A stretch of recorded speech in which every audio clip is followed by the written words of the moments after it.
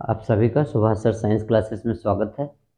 आइए आज हम जीवों में विविधता नामक चैप्टर से क्लास 9th सब्जेक्ट साइंस में पार्ट बायोलॉजी से कुछ बहुत ही महत्वपूर्ण प्रश्नों को लेकर हाजिर हैं हम। एक बार आप इसे ध्यान दें, आपके नॉलेज के दृष्टिकोण से जो OMR सीट पे परीक्षा होती है आपकी, उसमें या किसी भी प्रतियोगी परीक्षा के लिए बहुत ही महत्वपूर्ण होने वाला है। तो आइए, इंटरेस्टिंग भी होने वाला है, इम्पोर्टेंट भी होने वाला है। वीडियो में अंत तक बने रहें। चैनल पर नए हैं तो सब्सक्राइब कर लें और अंत में लाइक और शेयर जरूर करना। आइए लेक्चर की शुरुआत करते हैं। पहला प्रश्न हमने लिया है, वर्गीकरण विज्ञान के जन्मदाता वैज्ञानिक का क्या नाम है? वर्गीकरण विज्ञान के जन्मदाता वैज्ञानिक का नाम क्या है? यहाँ पे 4 विकल्प दिए हैं, डार्विन, लैमार्क, अरस्तु और लिनियस। इन चारों साइंटिस्टों में आपको ये बताना है कि कौन से साइंटिस्ट हैं जो वर्गीकरण विज्ञान के जन्मदाता। वर्गीकरण का मतलब समझते हैं, वर्गों में बांटना। इतने प्रकार की प्रजातियां थी, उनकी अध्ययन की सरलता के लिए इन्हें वर्गों में वर्गीकृत किया गया, इसे वर्गीकरण कहते हैं। इस विज्ञान के जन्मदाता वैज्ञानिक का नाम आपको हम बता दें, शुरू के जो 3 हैं ये अलग अलग, जैसे लैमार्क और डार्विन तो जैव विकास से संबंधित है, अरस्तु ये समझ लो पूरे आपके जंतु विज्ञान से संबंधित है। चौथा जो आपके साइंटिस्ट हैं लिनियस, यही हैं वर्गीकरण विज्ञान के जन्मदाता वैज्ञानिक। तो आपसे कोई पूछे कि वर्गीकरण विज्ञान के जन्मदाता वैज्ञानिक का नाम बताइए, तो आप बताना लिनियस। इनका पूरा नाम है कैरोलस लिनियस। तो इसका आखिरी डी वाला विकल्प सही है आपका, ये लिनियस।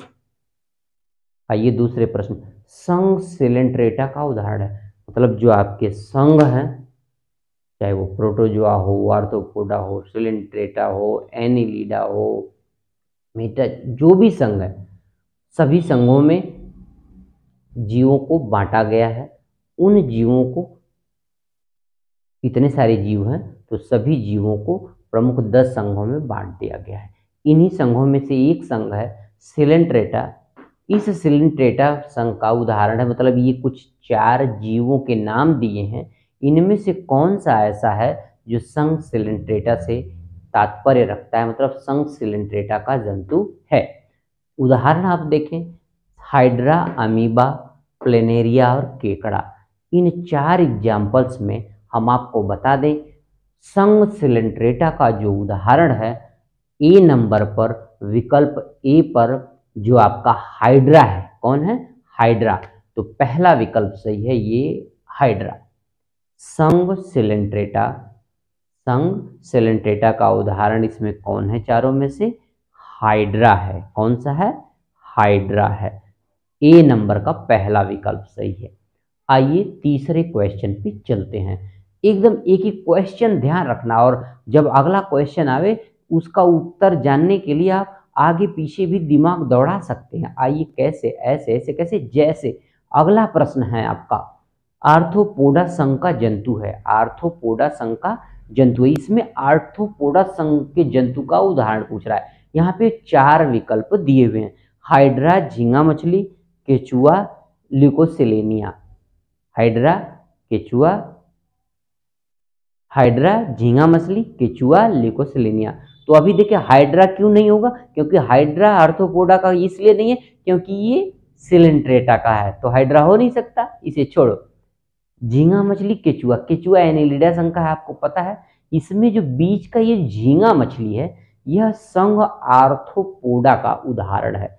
इन चारों में तीसरे प्रश्न में जो आपका बी नंबर का विकल्प है, झींगा मछली, संघ आर्थ्रोपोडा, इन 4 विकल्पों में हाइड्रा में, झींगा मछली में, केचुआ में और ल्यूकोसेलेनिया में, इन 4 विकल्पों में बी दूसरे नंबर का विकल्प जो झींगा मछली है, ये आर्थ्रोपोडा संघ का जंतु है।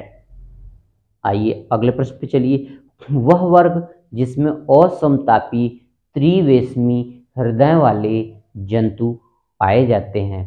विकल्प है पक्षी, स्तनधारी, उभयचर, सरीसृप। तो कहने का मतलब आपके सामने 4 यहाँ पे पक्षी, स्तनधारी, उभयचर, सरीसृप, ये 4 आपको वर्ग दिया गया है। कितने वर्ग दिया गया है? 4।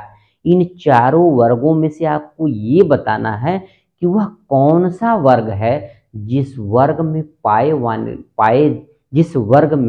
पाए जाने वाले जंतु के हृदय में 3 वैष्म होता है।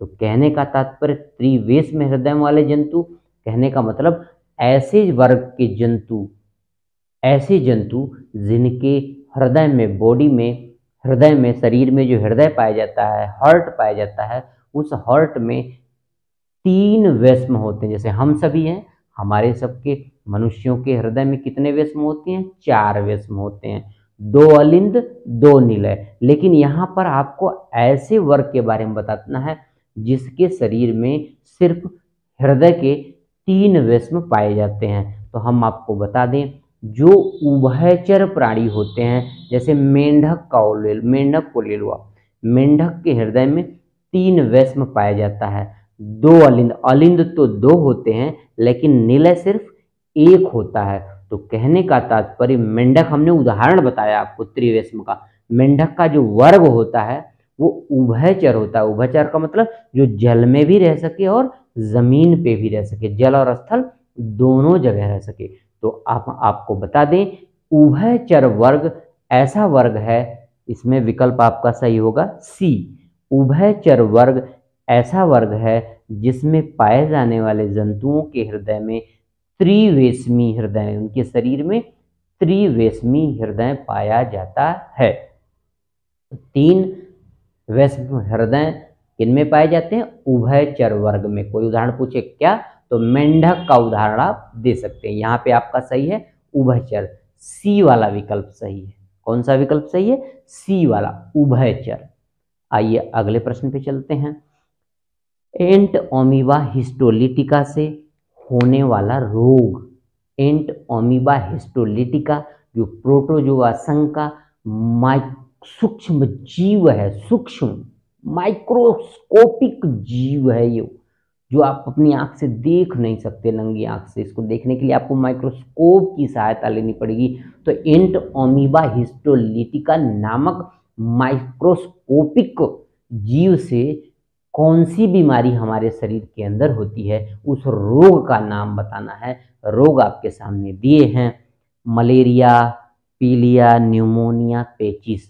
तो आपको पता है इन शुरू के 3 से एंट अमीबा का कोई मतलब नहीं है। हम आपको बता दें कि लास्ट का जो डी विकल्प है, पेचिस, पेचिस। तो आपसे कोई पूछे एंट अमीबा हिस्टोलिटिका से होने वाली रोग है, तो आप बताएंगे पेचिस। पेचिस होता क्या है? जब आपकी दस्त हो और दस्त में खून की तरह लाल लाल दस्त हो, इसे पेचिस कहते हैं। पेट आपका खराब हो जाए और पेट आपका खराब होने के बाद जो दस्त हो वो लाल लाल, उसमें खून की भी मात्रा लाल लाल, लाल पेचिस इसे कहते हैं। ठीक है ना? तो इस तरह से पेचिस, पेचिस नामक रोग एंट अमीबा हिस्टोलिटिका के कारण होता है। इसमें डी विकल्प सही है। एक बार फिर से देख लें। सबसे पहला प्रश्न है आपका, वर्गीकरण विज्ञान के जन्मदाता वैज्ञानिक का नाम? D Linnaeus. सिलेंट्रेटा संघ का जंतु है? ए हाइड्रा। आर्थ्रोपोडा संघ का जंतु है? बी झींगा।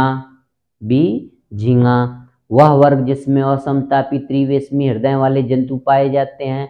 उभयचर, सी।